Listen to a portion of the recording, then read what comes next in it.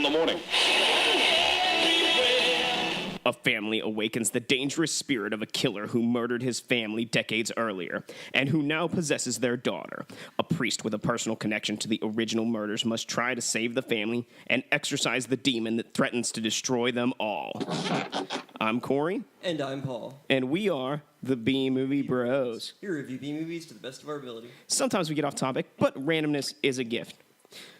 As we end our journey in Polonia Brothers Month, yes, we're back for an extra week, but this time we have a special guest, director, writer, and all-around movie guru, Mark Polonia himself. Hey, guys. Thank you for having me on. So happy to have you here for a review. You're now officially the only guest to be in an interview, a chat, and a review. So that's something. I'm honored. So this week we're talking about the 2017 film Amityville Exorcism. What you heard was the Amazon.com description. Let's just dive right into this shit with our top and bottom three. Things are a little different this time around, though, where Paul and I have come to a top and bottom together to give Mark a little extra talking time as well. Let's start with the good of this movie. Let's start with the top. All right. You want to start the first one? I'll just Yeah, sure. Number 3. This movie pays homage to a lot of horror movies out there. The Exorcist, Amityville Horror, The Evil Dead, Paranormal Activity, The Ring, Night of the Living Dead. It just seems like you can find some classic or popular horror reference in just about every scene of the film. Most definitely. For number 2, the scenes of the mother zombie ghoul berating her husband were just hilarious. She's like calling him a drunk and all this other stuff. It was pretty great. And you got this like crazy light flashing effect, like yeah. Well, we had to augment it because we shot it against green screen. And because we knew we'd be putting it over different backgrounds. So, the flare really helped. Those flashes and the changes and all that distortion just helped blend it in so it didn't look so phony. It just helps sell the effect. It just seemed like a fun, campy thing that was in there, and it actually fit really well with the theme of the movie. Like, even it seems like it's one of those things that's out of place, but at the same time so perfect for it. Yeah, it really made certain scenes of the film just that much better. Yeah, and again, it was put in to augment the guy's misery. He was in a bad marriage, and then he was an alcoholic and killed his family. So now he's got that hanging over his head, and the ghost of his ex-wife or the spirit of his ex-wife bothering. Thought I got rid of you in that car crash, and you still keep nagging me. Number 1. We decided that the best thing about this movie was the super awesome cross of TV exploding greatness. It was pretty amazing. Everything, the priest points the cross at just either explodes or just flies across the room or something like that. It was pretty great. Or starts to melt. He knows his stuff. See, he knows his stuff. It's the power of God coming through that. It just made me think of there should be a documentary made where there's all these different scenes from all these different movies with some priests and different people using crosses against demons or vampires or what have you, and just the dangers of the cross. The power of cross safety classes or something like that. Yeah. Do not aim this at someone wearing glasses. Do not point this at a mirror. Do not go swimming with this on. Do not use this on small animals. Yeah. Do not swallow. I forgot to put the safety on my cross. But yeah, it just the cross just seemed to be the end all for everything with that priest. It was awesome. Well, and again, that's it, and it's a cliche. It's better than holy water because it's just something visible and tangible. That you can see and add sound effects. It's just a visual element more so than anything. It may be overused a little bit in that movie now that you mention it. I mean, you can't overuse something more than the sonic screwdriver, though, in Doctor Who, where just anytime something needs to be done, I'll just use the sonic. That's what we should have done in this movie. Sonic cross. Maybe that's how it blew up the TV with sonic waves, you know. Can't open this door, use my sonic cross. Right, you can't drive this demon out of this girl, use the sonic cross. Don't have enough money to pay for groceries, use the sonic cross. I feel like this needs to be a movie now, like Sonic Cross. There you go. It started here. If it happens, we know it started here. Well, I think it's time to move on to the bottom, the three things we thought were the worst about this movie. And there's only 3? Well, we try to be nice. We limit everything to 3, so... Yeah, we've thought about, like, eliminating the top on some movies, just doing the bottom 6, but, you know, we got to be fair and give credit where credit's due. Now, I know number 3 is one that really pissed you off on this one, because it pissed you off in, like, another movie, too, and you have, like, this is, like... This always ends up in my bottom. So, when the father, the alcoholic, goes to drink, he pours things out of his alcohol bottles, but every bottle he pours something out of is just water. It's clear.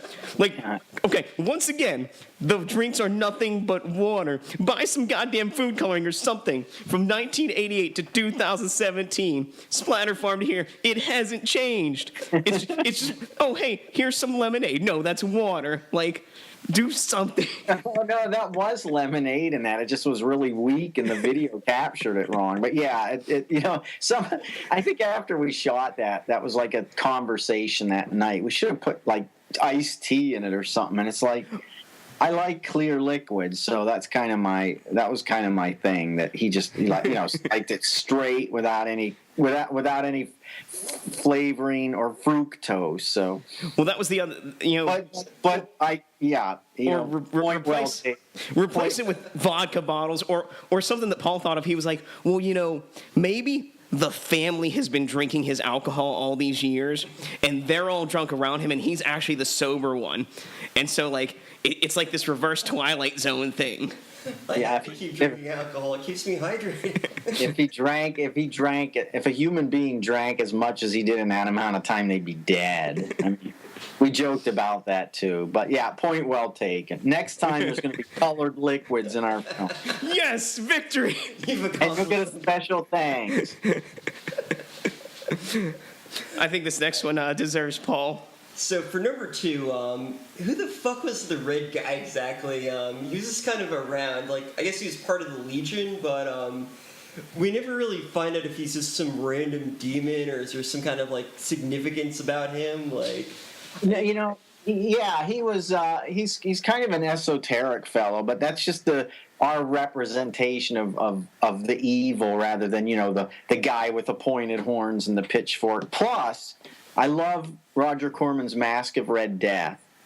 Because that costume looks so familiar to me, and I just couldn't place it. Yep, and it kind of thought, you know what? Instead of having a guy in a black cloak or a white sheet, I said I'm going to go out and spend good money, so that'll end up in a lot of movies. So this may end up on the bottom 3 in a couple movies, but it just looked really cool. And then I went and bought one of those shapeless masks and spray painted it because I wanted to capture that because that's such a cool scene at the end of Mask of Red Death where he's playing cards with that little girl. And he says, I spared this girl, an old lady, and a husband and wife. And then they all get up and walk away. It's like, that's cool. I said, I would love to do my own version of Mask of Red Death. So it's kind of a step in the right direction.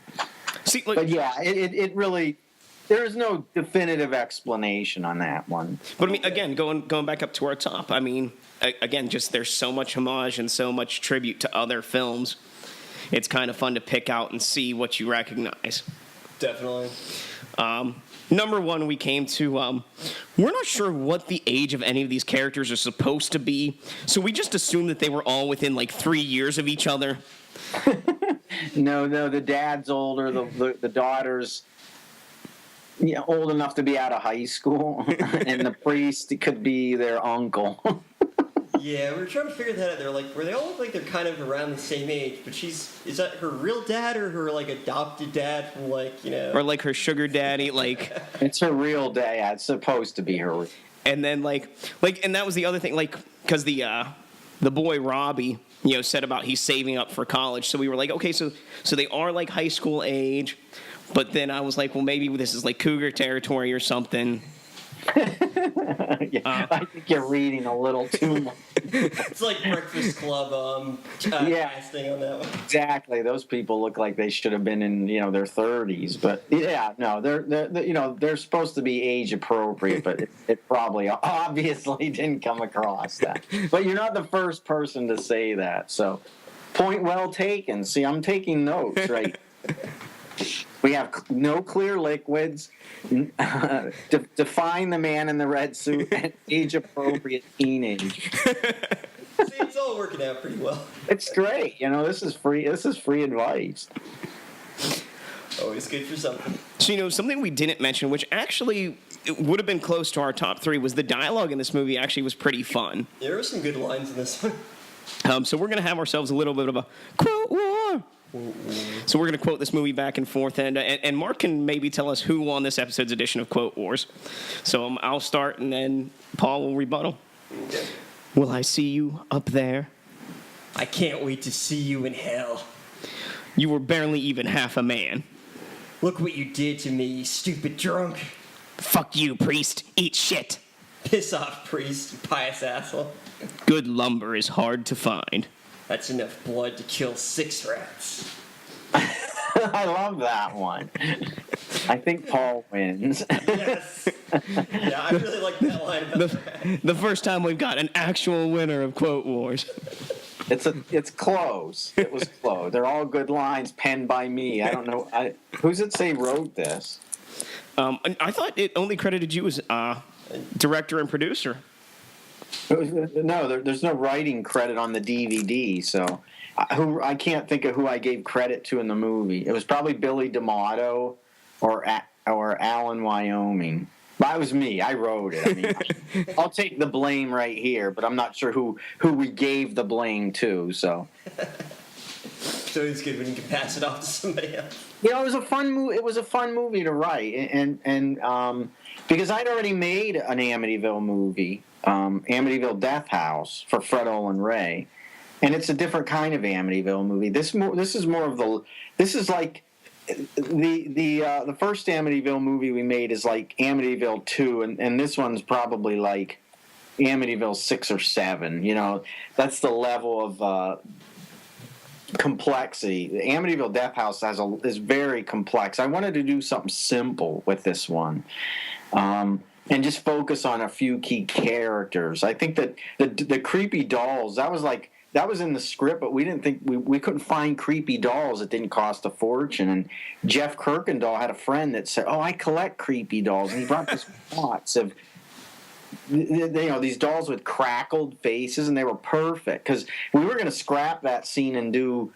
My alternative was, okay, we'll do something where like he falls through the floor and like his legs are sticking out in the basement, and half of them is upstairs and half of them is downstairs or something, and something was going to try to get him from the bottom and he'd get out. I mean, that was my only alternative to supplement that scene, but he came through with those weird ass dolls, and I actually sampled a laugh from some creepy doll they sold in the 70s to kids. I forget what it was, but it was really creepy. I thought, that's really great. I'm going to sample that, and I slowed it down. Toys from the 70s and 80s really were like the best. Oh yeah. Yeah, they were. But if you watch that movie, there's not a lot of music. I wanted to play. I made a conscious effort to play with it, juxtapose the editing and use sound to drive a lot of that. So I was kind of experimenting with that, and I think in some regards it's successful. Now, my only disappointment in the whole movie, I think the exorcism scene could have been stronger. I think it's the weak part of the film. Yeah, to me, it was. It's a great build up, and honestly, the payoff. It's okay, but it could have been better. It was kind of more on like the annoying side as opposed to like the frightening or the scary or like anything else to convey. Like, I don't know, I just wasn't convinced by the girl. You're right. I agree. And in hindsight, we should have had like wind blowing, flashing lights, and And I think part of it, well, I mean, it's my fault. I directed it, but I think we were running out of steam. It was the end of the shoot, and I had planned some other things in the post that we just didn't work out. I mean, we got her on the ceiling and her twisting her head, which I thought was good, but we never quite got the barfing thing right.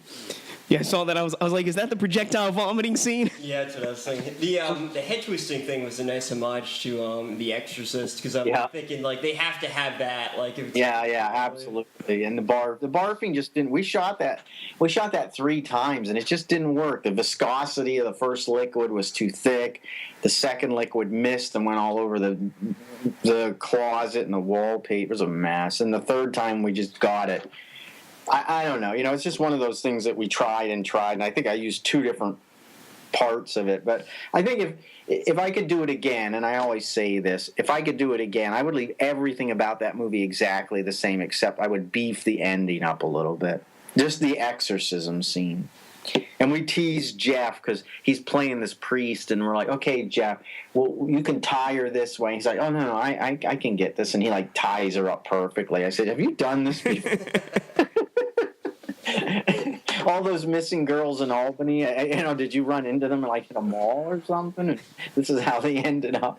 Just hanging out in my basement, But it was a fun movie. It was a fun movie to make, and it was intentionally contained. I think we shot in some cool locations. That old cemetery. We actually got to shoot in a real church, which was that was a coup. If we'd had to cheat that, it would have looked pretty bad. So that was neat. I like the scene where she kills her boyfriend. I must have been in the bathroom at that point. Yeah, she tears his neck off, tears his throat. Oh, that was pretty awesome. And then I like the scene where I like the cutaways to the red dude, and I like the dreams.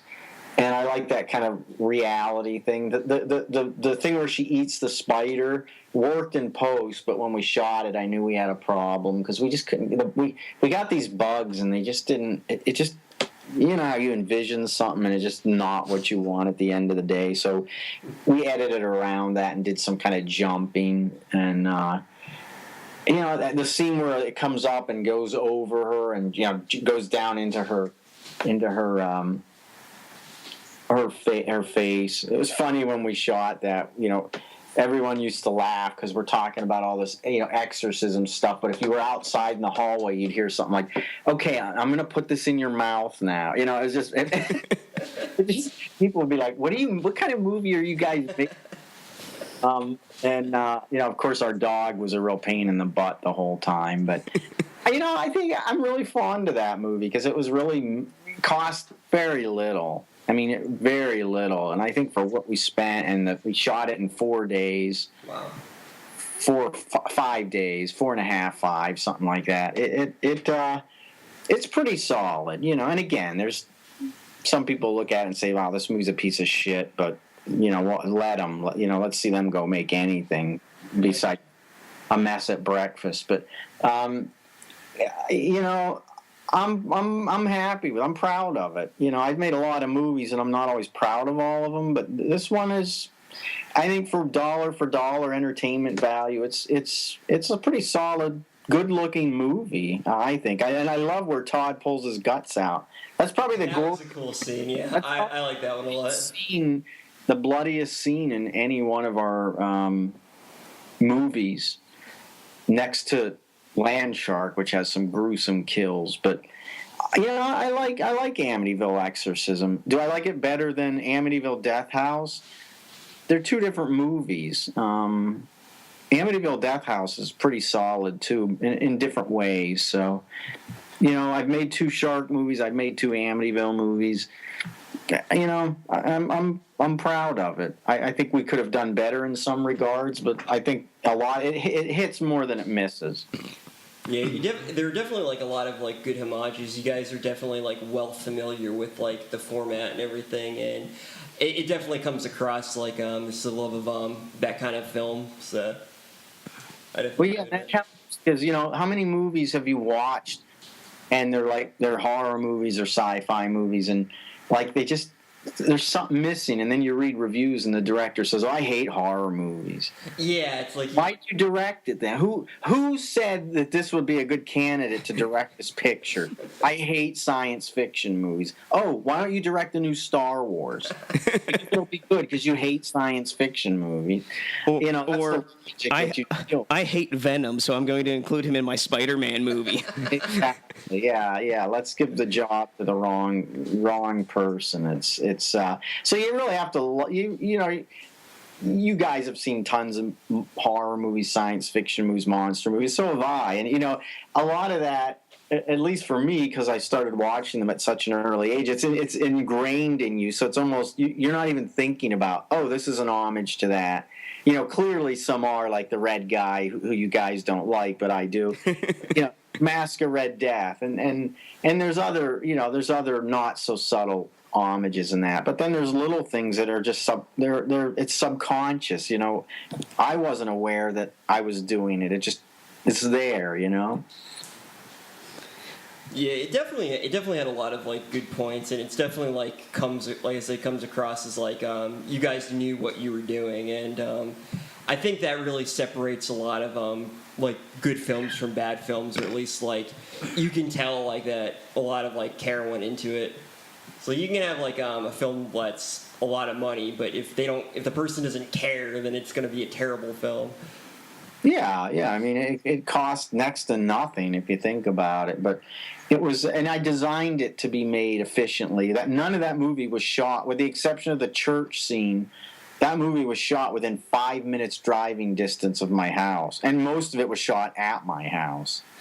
That's the, you know, the main location was my home, so. That made things easier. You know, you don't have all that travel time, and but the church that we actually were given permission, believe it or not, to go in and film. That was like an hour away, but I'm not going to I'll drive an hour to shoot in a real church. You know, it was worth the time that we would have lost by shooting it closer, because we would not have got permission to shoot in a church locally. You know, we were just fortunate to get that location. So was your house actually did they actually do work on your house from a serial killer house? No, but we did just remodel the house, so it looks different than it did in, say, the house at Scream or Peter Rottentail or whatever. You know, it's been in a lot of them. Yeah, that was my idea. I don't know if that idea has been borrowed from other Amityville movies, but I know there's movies in the series where they take something from the house, like a lamp or a mirror, and the evils and that. But I thought, wouldn't it be cool if this guy, you know, he's a carpenter, and he just, you know, did remodeling in that house, and he just took all, because carpenters do that, you know, they'll take anything they can. Yeah. So he took the wood and put it in his own house, and then at the beginning of the movie, he murders his family, you know, and then there is a mistake if you look at, because it says it's a mental institution, then he has a state prison thing on his shirt. So I'm not sure which is. Either way, the guy's getting fried in the morning. But you know, it's I'm sure the idea has been used before. It's not like a brand new idea, but in this movie it sort of applied. I thought that's a great way to get the evil into the house without being so cliched about it. But maybe it is. But then, you know, then it was cool because this guy did work on other people's homes. So he used this lumber, and you know, everywhere this guy, it's like he's spreading a plague. Pretty much, yeah. That was a good way to end it, where it's like, oh crap. Yeah, he has that list of places, and it's like, okay, well, so if the movie does well, you know, he's gonna that sets up a sequel, which I don't think there will be one, but maybe. This is Amityville Exorcism as it stands today, gentlemen. Our two top-selling movies are Feeders and Amityville Exorcism. Oh wow! How weird is that? And they're probably two of the cheapest movies I ever made. Not that that's saying anything, but oh, would you drop an extra quarter on it? But yeah, I like the movie. It's got more right than it does wrong, and I love the packaging. That's not. They went back and redid. They added the house in. If you look, there's like a little person in there. The original box work was just the face, but this got picked up by Family Video, and I think they hinted or insinuated that, we'll take it if you put that a little bit of the iconic house on the cover, which they did. I think it looks great. I mean, I think it looks really good. Yeah, I like that a lot better than the poster they have on Amazon, which is, again, it's just the face. Yeah. And through the whole movie, I kept calling it Amityville Exorcist, and Robert Wildeye, who's a really great guy, he's like, Mark, it's Amityville Exorcism. I said, I keep calling it Amityville Exorcist. Because to me, that makes more sense. Yeah, because the priest is the exorcist, like, doing the stuff. Yeah. Plus you think of the film Exorcist, so Exactly. it's like instantly go to that. That's why I think I kept referring to it, in that vein. But it's just, despite what people think, the movie was a success. And you know what? You never think. That's the thing. I've made 50+ movies. And you've seen a lot of them. Some of them are good, some of them aren't. We'll admit that, right? But you're always surprised at what takes off and what doesn't. Because I think I've made movies that are just as good as this, or maybe better, and they just didn't take off. They didn't go anywhere. And there's no rhyme or reason. There's no reason Feeders should have been the smash hit it was. It should have been a smash into the ground, but it wasn't. The movie was a resounding success. This movie is too. So I have a track record of every 20 years. Oh my God. I'll be 70 by the time I make my next hit. Your grandkids will be running the show. The third generation of movie bros. The next generation. I think we've got enough information now to give this movie our final take, though. I think so, yeah. Now, our final take, remember, is a score on our shot scale. Our shot scale is a reverse scale, 1 to 10, 1 being the best, 10 being the worst. How many shots do you need to get through this movie? You're going to be disappointed with my score, but I gave it a 7 out of 10, and I'll explain that. I give it about a 5 out of 10, kind of like mid-ground. Now, I am not a, ghosty, exorcisty kind of movie person. Yeah. I don't like The Exorcist. I don't like the Paranormal Activity movies. To me, right away, I'm disinterested in it. They aren't everybody's cup of tea, I will admit. I will admit that, yeah, you're skating on thin ice because it's such a defined genre. And despite that, I mean, the biggest thing for me with this movie was actually being able to sit and watch and point out, okay, I recognize that from another movie. And it would actually keep my interest that way. And the lines in it were a lot better than a lot of the newer paranormal movies that I've seen or ghost movies, because they were actually funny and they were entertaining. It had its serious moments, but it had those lighthearted moments too.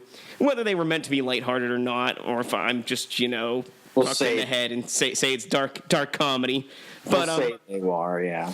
But yeah, I mean, there's stuff in it to draw me in and make me want to sit there, and it's fun to watch with someone who has the same kind of experiences and can try to best you at. Can you recognize what this is an homage to? Can you see where this inspiration came from?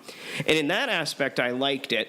But for me, I don't do the paranormal stuff. I don't know. I love the real kind of stuff, but I don't like the movies. Yeah. I love the homages to all the different horror films. I actually really love The Exorcist. I'm like Corey. I don't really like Paranormal Activity just because I thought I didn't think those ones were really all that fun. It was just a jump scare after jump scare. But I did like all the references to other things, and I bet if rewatch it, I'd probably find even more references to old films like that, which is definitely cool. And the Roger Corman film that the guy in the red mask is referencing, I can't believe I hadn't picked up on that. But yeah, you just did a whole bunch of Roger Corman stuff. That's the most blatant, and that really was where the idea started with that. Really, I think I think because I haven't seen that one, but I have seen Devil's Reign. And I think it's the same kind of outfit that's in Devil's Reign with William Shatner. Yeah, and Ernest Borgnine with the demon horns. Now we would have done something like that, but it was just time prohibitive. Anthony did a bunch of really cool makeups in that, but it was stuff takes time, and because it was such a tight production, there's so few characters. There's not a whole lot we could go shoot while he was, had someone in the makeup chair. So, we had to sit and wait, which, it's not a big deal, but on a production like this, every second counts. So, but I mean, if you do like the paranormal kind of movies, I would say go out and check it out. It's better than, I would give Paranormal Activity like a 10 out of 10 on our shot scale. So, something's happening. It's only been an hour since I started the movie. Even The Exorcist, I would probably have given a 6 out of 10. The Exorcist is a great film. It's not my cup of tea. You don't like split pea soup, do you? I love split pea soup, actually. That's my wife's favorite. I concur. I can agree with you. It is and honestly, there's paranormal movies are almost as prolific as zombie movies. There's almost too many of them. Yeah. That's kind of my fear when the distributor or producer approached me. I'm like, I already made an Amityville movie. It really didn't do super well. And there's so many. Everything has the word exorcism in it. And I'm like, boy, I don't know if this is a good idea, but we went with it, and it actually turned out to be a good idea. So, and I think they all look alike. You look at the covers, it's like, oh, another exorcism movie. And if you see one bad one, you're not going to rent any more. So that's a good point. I can agree with you to some extent with that. But on the same level, it is a popular genre nowadays, and that could lend to the success of it. And seeing as how it is better than a lot of the paranormal stuff I've seen, that helps it too. Yeah, I honestly don't watch any of those movies. I watched the first Paranormal Experience, and I turned to my wife and said, "We made this movie 20 years ago." And I was like, it was so boring, and I'm not taking anything away from the guy that made it. Good for him. Good for him. Look what he did. He took a movie that cost $15,000 and turned it into a $400 million franchise. You can't take that away from someone. But yeah, it's seen it all, done it all. Not interested. Just not. This will probably say a lot about me, but my favorite paranormal movie is Ghost with Patrick Swayze. You just love Patrick Swayze. I do. Nobody puts baby in a corner, but I love it. That has a creepy ending. I love all the ghost specter things. Like that has a great ending. The rest of it I don't care for, but the ending's fantastic. The only real believable thing about that movie is to me more like taking down walls and stuff. Everything else in that movie is pretty unbelievable, but yeah, I enjoy that movie. But yeah, I think right now, like you said, Mark, there's just so many paranormal stuff that it seems like every other film at least for a while was just another paranormal thing. I remember watching what was that, Insidious, and while the films were pretty good, it's still just a haunted thing attacking people, and it's okay, that's cool, but I've seen it already. It's kind of hard to really make films like that, at least for now, work. I think in the next few years, when there's a break from that, I'll start coming back. But it's kind of like zombies. I can barely watch any current zombie films. I don't watch any of them. It's so overdone, and I think the paranormal thing, it's riding a wave, and it was zombies, it's paranormal. Next, it'll be something else, but.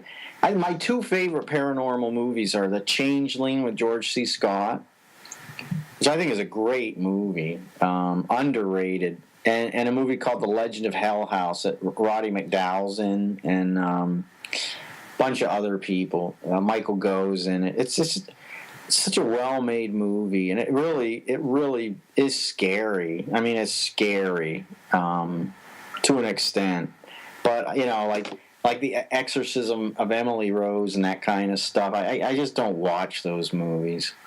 I just don't. I really don't have an interest in them, like he said. I'm not. I'll make one, but I'm no expert on them, and I'll give it my slant. But I don't grab the next. Oh, the Exorcism of this. Let's go watch it. I wouldn't. If it had dinosaurs in it, I might, but not. especially after meeting Robert the Doll, like, I can't watch any of the, like, 12 movies about Robert the Doll. Like, I've seen the real one, I've asked his permission to take pictures, and I've seen people get freaked the fuck out by him. Like, I've seen it in real life. I don't, like, the movies, they just, I can't do it. After that, it's like, you just can't top it. Yeah. No, and you know, again, it's filmmakers and producers and distributors, they're just going to hang on to what's popular until it changes. You know, just like the Italian. I'm part Italian, so I kind of love the fact that they would ape or rip off, like, you know, Escape from New York just was a smash hit in Italy. So now everyone's making post-apocalyptic movies, and you know, Dawn of the Dead was a huge hit in Italy, and so you had Zombie 2 come out. Yeah, it was financed by Dario Argento. So it was released in Italy as Zombie with an I. So they'd have a Fulci's movie with Zombie 2. And then you got Zombie 3, Zombie 4, and Zombie 5, which is real funny because Zombie 5 came out after Zombie 4. Like, yeah. Well, they just kept putting names on. I think there's actually, like, technically... There was birds called Killing Birds. They called that Zombie 6. No, that was 5. Zombie 5 was killing birds, and there was one scene with birds, and they didn't even kill anybody. Like, Robert Vaughn was in it. No, I think 6 is like Zombie Hunter or something. There's like 7 movies in the zombie series. Like, you mentioned apocalypse movies. Like, that's another genre that's like overdone when you see one. It's like catastrophe movies. It's like, okay, I've seen Twister, so I've basically seen all of these. Yeah. My favorite post-apocalyptic movie, aside from Escape from New York, which I think is a great movie for what it cost. I mean, it's hard to believe that movie cost $6 million. It looks like it cost $50. Wow. Then you look at the sequel, and it looks like it cost $8, and it cost $70 million. What an abortion! I think like $69 million of that went to Steve Buscemi. Yeah. I bet my all-time favorite post-apocalyptic movie is After the Fall of New York. That movie that has everything in the kitchen sink. I mean, it just jumps from one thing to the next, like your Hunter from the Future. I mean, that's another post-apocalyptic thing that starts in prehistoric times, but it's really the future. And at the end, you know, they're fighting dinosaurs at the beginning, and there's laser battles at the end. It's crazy, but yeah, That's awesome. You gotta love, you know, imitation is the most sincerest form of flattery. So, one of my favorite TV shows recently, which I mean, it was canceled, of course, was called Revolution, and it's funny because it's after the fall of technology. Like, all electrical things don't work anymore, and in like the first episode, like, people are using bows and arrows, but by the last episode, like, you're at the capital of this nation, and there's like automatic gunfights and machine guns, and like, you know, it goes all the way up to like nuclear arms. Like, it's kind of fascinating that they show you like all the facets of life in this post, you know, technology world. But, you know, not everyone likes to watch the same kind of shit that we do. So we like to give every B movie we review an A movie companion and tell you why this, you know, B movie and A movie are the same movies, just of different standards and caliber. We try not to go to with the obvious, you know, any of the Exorcism movies or anything. So I gave Amityville Exorcism the A movie companion of Scary Movie from 2000. And simply because both titles seem to be, at least to me, more about incorporating scenes and references from other movies than creating an original story or work. Yeah, pretty much the same with me. We kind of came to the same conclusion for that one. It's like both movies are more about the homages it pays to different films and how it kind of like did things a little differently and had its own spin on like an already established kind of genre. But like you said, it was meant to be a simple story. Yeah. No, you're right. I mean, that makes perfect sense. It follows the basic storyline, but the homages and all the tie-ins kind of string it along, you know, bridge it from beginning to end. What other homages did you guys see in it? Because my only real one was the Mask of Red Death. If there's anything else, other than the obvious head twisting and puking. The The big one I picked up on right away was the Evil Dead, when there was like the camera floating through the woods. It was like a negative shot, but it was like foggy, and it sounded like the moving of the Evil Dead.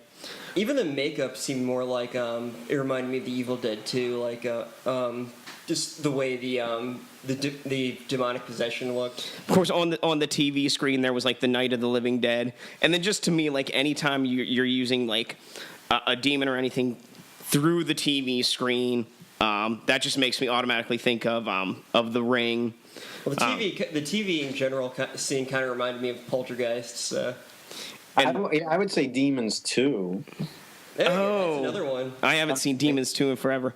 Yeah. Come to think of it. After they escape the theater. See, it's so subconscious. No, you guys are right. I mean, I don't really honestly see a lot of that, but it's there because you're just some of that's so ingrained in you. It's like, hey, let's do this, and you realize, oh well, you know, you're paying respect to this, that, and other things, and you don't even it's unconscious. You're not really.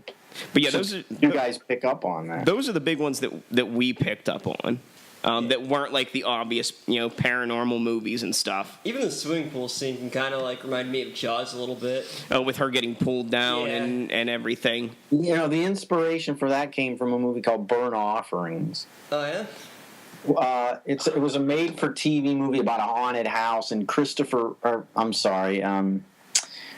the guy that was in Curse of the Werewolf? Oliver Reed was playing in this pool with this kid, and like he gets possessed, and he's dunking the kid up and down in the water, and I'm like, what kind of dad would do that? You know, and it stuck with me. It bothered me. I knew it was fake, but it just bothered me, and I thought, well, let's do a pool scene where she's getting pulled under water and she can't, like, no one's paying attention. Like, because in that movie, I don't think they're just reading magazines and drinking lemonade, and he's drowning this kid in front of them, and they're oblivious to what's going on. And the other one for me is I associate it with the cross burning in the forehead. I associate that with Fright Night. I can't remember if that was in The Exorcist or not, but that to me was like Fright Night. Fright Night. You're right. Yeah. See, I'm not even aware of that. That's one of my favorite vampire movies. I actually, when I was working at the haunted house this last year, the one time I tried to get my makeup artist to do my makeup like I was like a crispy vampire from Fright Night. It didn't turn out so well, but it was a fun try. Yeah. No, you're wow. You're right. I just never thought of that. Real. But that's what I mean. Like, it's just so fun to watch it and see, like, what can I pick out of this movie? And like you said, it's subconscious. It's not something you're thinking of, but it's something that you have so much experience with and so much love for that you put it in there. Yeah, it's like these movies really stay with you and kind of like become part of you. Yeah, and then you're acting out, so to speak. No, those are good observations. Those are really good. Now I'm going to have to watch it again and go, oh, okay, now I know why we did this. Oh, now I know why we did that. Now, do you have an A-movie companion or a movie that you would say this compares to very well? It's a bigger budget or a higher quality, as we would say, film? Boy, I'd have to think about that. All the above mentioned. You guys are spot on in that regards. I think maybe I would almost say the remake of Friday the 13th, only because that movie was just a greatest hits package of parts 1 through 4, and in our discussion, it's obvious that Amityville Exorcism is a greatest hits package of all kinds of movies. So, I guess a quick answer would be that. If I had time to think about it, I might. If I could compare it to any of the other Amityville movies, I'd say Amityville 2 in tone, because I think that's the best one of the Amityville series, mine included. Amityville 2: The Possession is the best Amityville movie. I don't like the first one. I think it's boring. It looks like a made-for-TV movie. Yeah, I wasn't a fan of the first one. That I never. It has its moments. It really does. But as a whole, it's not slick looking. It's really dull. Most of it. It's shot flat like a TV movie. but it's the first one. It's based on the book, which believe it or not, I actually, and part of this idea also comes from the fact that I met a guy who was a carpenter in the original Amityville house.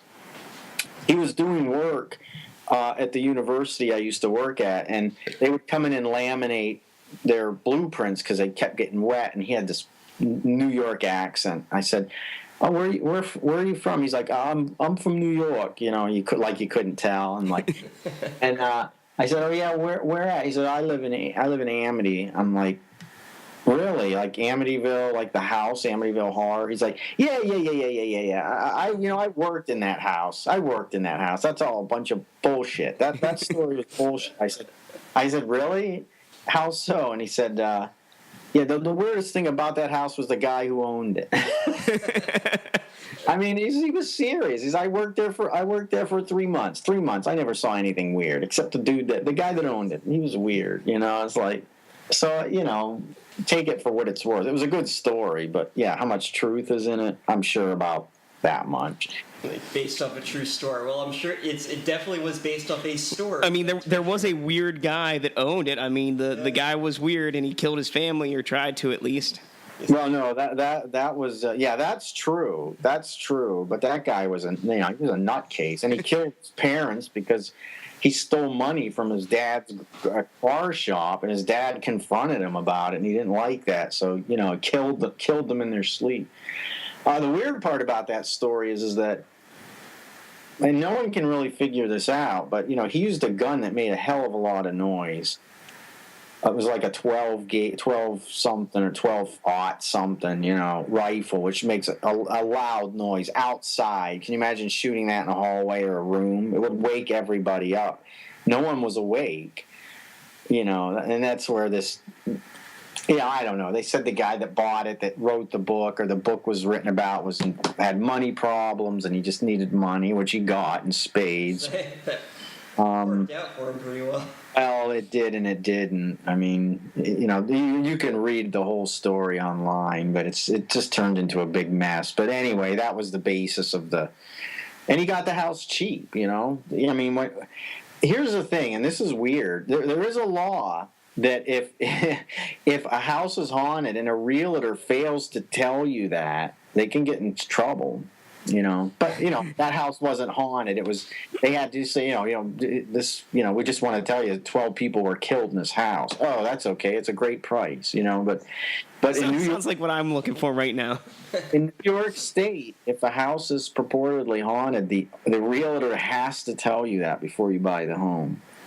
Why? I don't know. I'm not sure why. But. I have seen pictures online of houses with for sale signs in the yard, and it actually will have a little placard that says "not haunted," and people actually say these are real things. And I guess they might do that in New York. Yeah, this house is not haunted, or this house is haunted. Yeah, how do you know a house is haunted? It's just got some leaky pipes. Yeah, it doesn't. My brother made a good point once when we were making the house that screamed, and I said, our house doesn't look haunted, and he said, "You know what? If someone walked up to you on the street and said, 'You see that house over there? That house is haunted. Those people see ghosts at night.' And all of a sudden, it takes on an aura of its own." And he was dead right, and it sold me on the fact that, okay, we can make this movie and make it a haunted house. Because it just, you think of the cliched haunted houses, and that's why there's a line in the movie where he says, any house looks haunted if someone tells you it is. That's a good line too, yeah. Yeah, it made sense. It's because my friend Bob Dennis used to live on a street away from this world famous haunted house. They made a movie about it in the 70s or early 80s called The Haunted or The Haunting of something, and he told me the story as we were driving around. I'm like, man, that's just creepy. And then he showed me the house, and it's just this plain tract home. But after he told me that story, and I looked at that house every time I'd visit, and I'm like, that place is creepy. Had he never told me that story, I wouldn't have thought, I'd have driven around. The Haunting of Molly Hartley, is it? No. The family that... Well, they had a weird name, Schmolders or something like that. It's a pretty if you do a Google search on famous haunted houses, and Wilkes-Barre, Pennsylvania is where it was. I was just in Wilkes-Barre last week. Damn it! They made a TV movie about it. It was so popular. Schmolders or something like that. That was their name. But it's such a, you read the story and you go, okay, if a fraction of what happened to that family happened to me, there's no way in hell I would stay in that house. Because they're talking about, rape and like getting thrown into the ceiling and waking up with goo oozing out of you and like some apparition over top of you breathing on you. I mean, would you stay in a place like that? Are we talking about Amityville still, or are we talking about American Horror Story Season 1?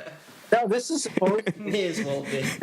These are the stories these people told about this house. I mean, is it true? I have no idea. I don't know them. I don't know anything more about it than what I've read. But, I mean, if it were me and I saw that kind of stuff, I'd be out of there in 2 seconds. I mean, I have seen a ghost. I saw a ghost once in my life. I saw what I think was a ghost, but it defied explanation, so that's what I call it. It was unexplainable, but the things they're talking about are pretty serious things. Physical harm, manifestations, like actually feeling the contact of something grabbing. That's a whole different world. Yeah, at some point, it's like, I don't care how great of a deal the house is, I'm not putting up with that. No. If I wake up and there's some green hag floating over me, it's time to find another place to live. Oh, yeah. Well, speaking of all these things that people would like to forget about, I think we do have to tell our fans how to drink away the flick. Drink away the flick. Come on and grab your drink. Let's drink away the flick. Bum, bum, bum, bum. So here are some drinking games to drink away Amityville Exorcism. And remember, friends, drink responsibly. Number 1, every time something gets hammered, whether it's a person, getting drunk, or with a hammer or a nail, your call, take a drink. Every time you see a creepy doll, take a drink. Every time the red man appears, take a drink. You'll be in the hospital. Whenever the wife appears to berate the husband, finish your drink. And of course, because it's Polonia Brothers Month, anytime you can't tell if it's Mark or John Polonia on screen, take a drink. Well, that's easy enough to define now, but I don't think I think I'm visible. I'm not visible. I think I operated one of the hands for the girl that gets pulled underwater. That still counts. There's enough other drinks in this movie. And every time you see a cross, take a drink. Every time somebody reads from the Bible, take a drink. Every time somebody's possessed, take a drink. And every time somebody yells, take a drink. So this is the end of our Polonia Brothers Month for real this time. An extra special, extra length review, chat, interview-ish kind of thing with the man Mark Polonia himself. But we've watched 5 Polonia movies this month, so we're gonna rank them from worst to best in our opinion. And then you can weigh in on what you think on that ranking. Sure thing. For me, at number 5, I gave it to the Amityville Exorcism. It was the least original of what we saw this month. It was a fun homage. It was great to sit there and point out and find things that come from other movies in it. Not my cup of tea. I'm just not a paranormal guy.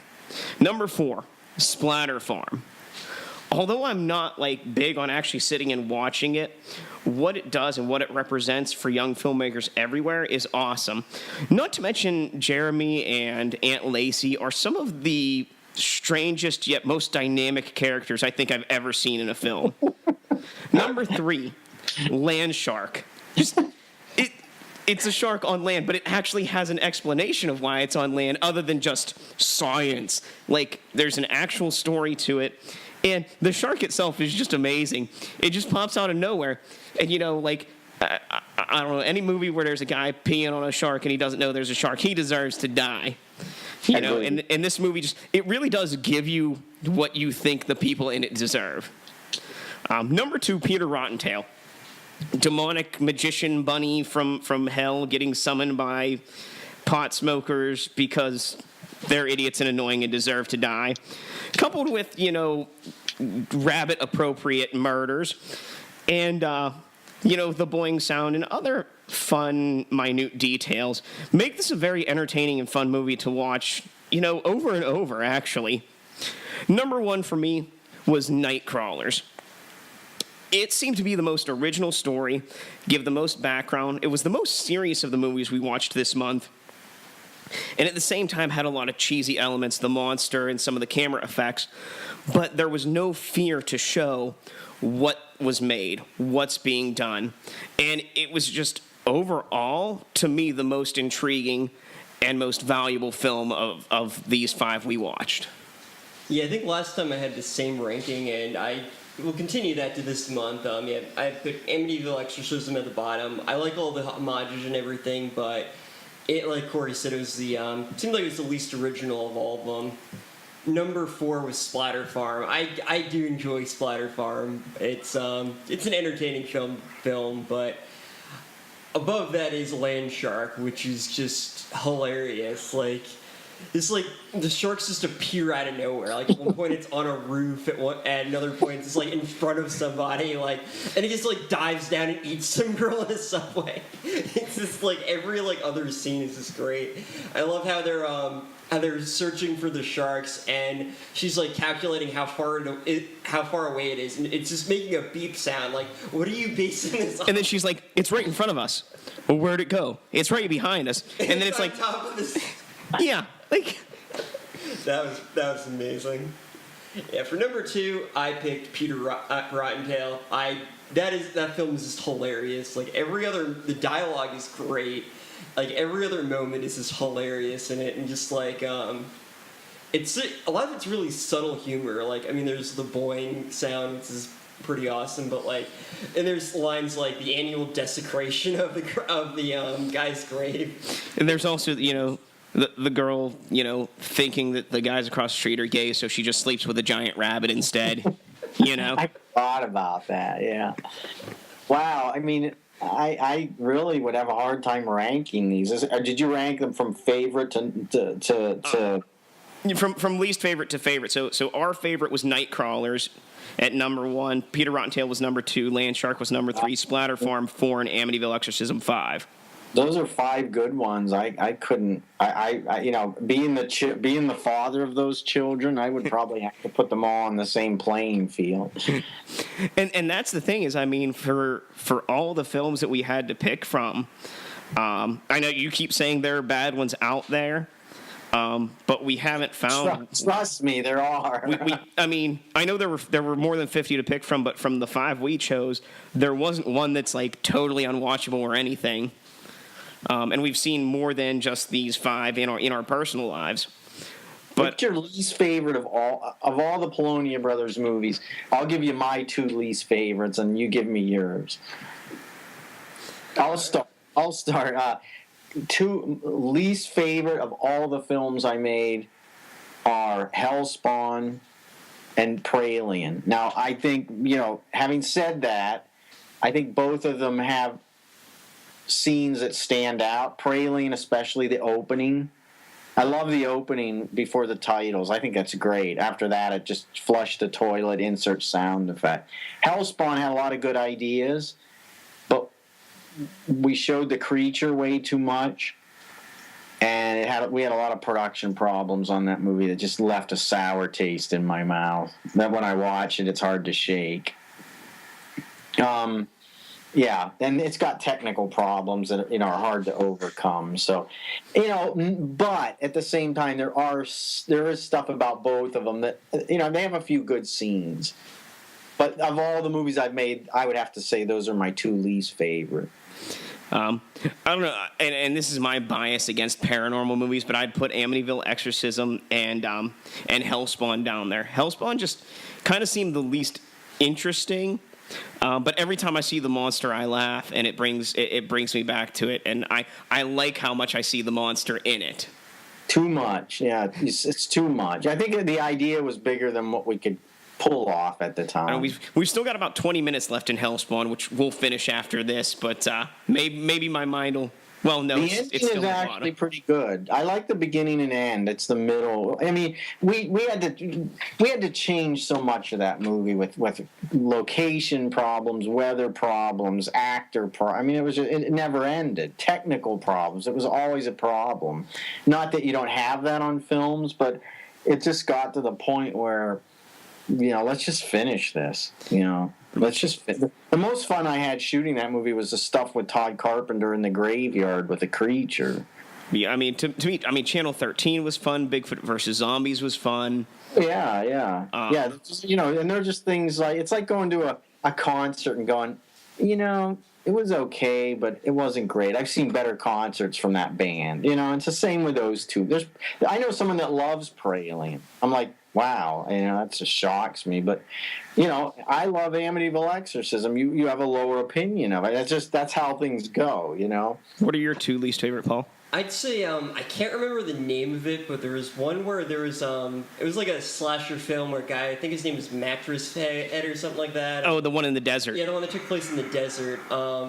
Carnage Road. That was it. And the only reason I forgot about that one. No, that would be below Amityville Exorcism, so it would be that and Hellspawn. See, that one actually was a bad one. I forgot about it. Sorry. Now, in our defense, that my brother wrote that, and they shot the first 20 pages, and then they just went and did whatever they wanted, and I edited it, so we didn't direct that movie or anything. My brother wrote it. They didn't use any of his script except from the beginning to the van.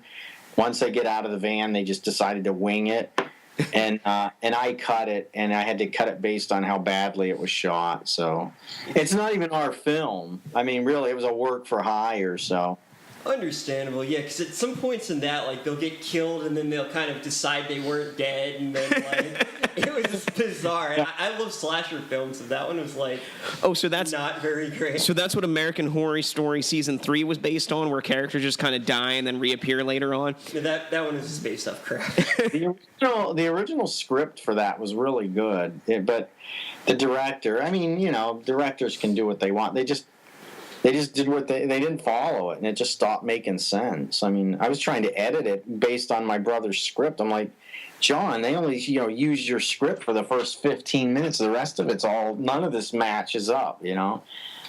That's the way it goes. But that's technically not our film. So the second one I'd have to go with. That is a tough one. I'm gonna have to think about this one.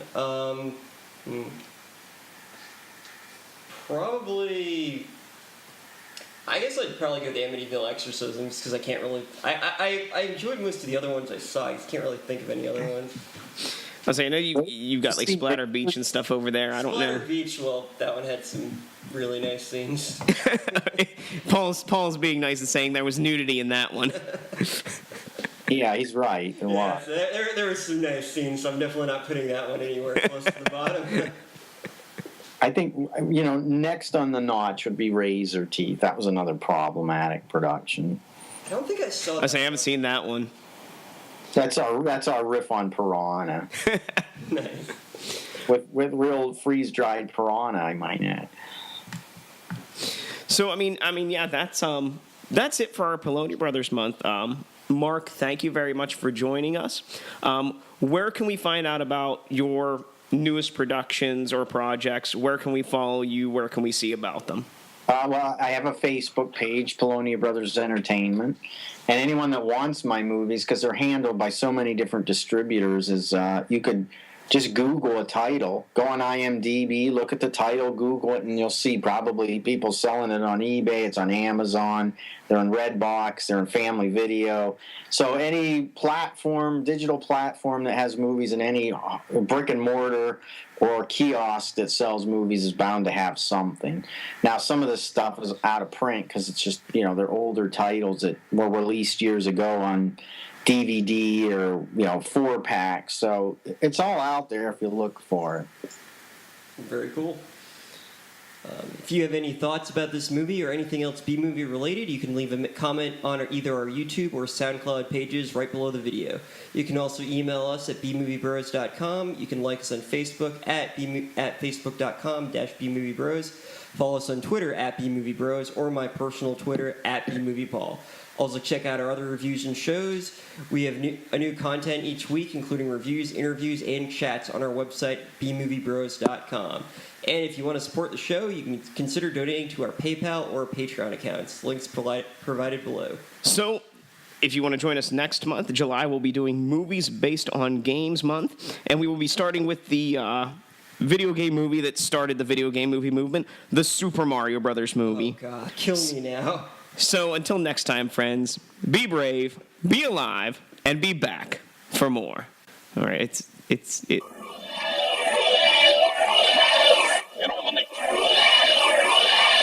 you.